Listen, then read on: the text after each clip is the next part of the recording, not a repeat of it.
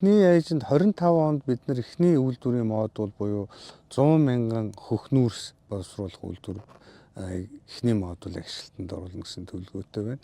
Энэ нь юу гэсэн үг юм гэхээр хөх нүүрс гэдгийг зарим хүмүүс энэ хагас кокс мокс гэх янз бүрээр нэрлэдэг байна.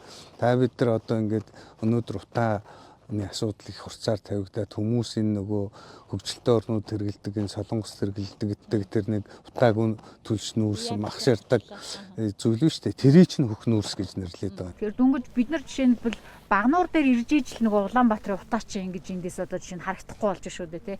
Тэгэхээр энэ төлшөө бид нар жишээ нь яг ойрхон байгаа солонгосчууд боловсруулж болдгүй байх та гэдэг хүлээлт олон нийтийн дунд ийм яриа бол байдаг шүү дээ. Тэгэхээр энэ ажил бол ямар ч гэсэн эхэлчихсэн явж байгаа юм байна тийм ээ. Тий, ер нь бол яг энэ туршлагаар Герман, Орос, Хятад ингээд улсууд бол бүгдээрээ л утааны асуудлыг энэ хөх нүүрсээр шийдвэрлсэн байгаа. Тэгэхээр бид нар бас энэ сайн туршлагыг алдаж байхгүй. Одоо бид нар яг хөө эцсийн бүтээгдэхүүндээ бид нар эрчим хүч, энэ газ гэд ярьдаг.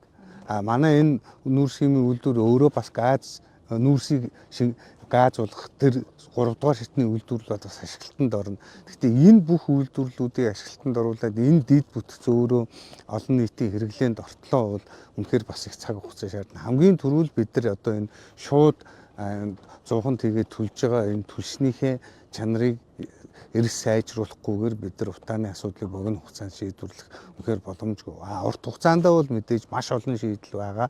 Тэгэхээр богино хугацааны шийдлийг бол одоо Эрдэнэс Монгол дээр шийдвэрлэх болцоо байгаа. Хоёрдугаарт бол одоо энэ мидлингийн чинь хаа байсан 5-7-оос тээвэрлээд маш их зардал гаргадаг. Манай одоо нэгдэл дээр чинь 5-7 нүүрсний уурхай байна, шивэова байна. Тэгээ энэ бага дээрээ бидний тээврийн бодлого бодоод энэ харьцуулсан судалгаагаа хийгээд судалгааны төвшөнд үзэхээр хамгийн одоо тохиромжтой байрлал Багнуур гэж ингэж гараад бид нар Багнуурлынхаа байрлалыг сонгоод энэ хөгжлийн төлөвлөгөөгөө гаргаад одоо судалгааны ажлууд хийгээд туршилтын ажлууд хийгдээд ингэ явж байна.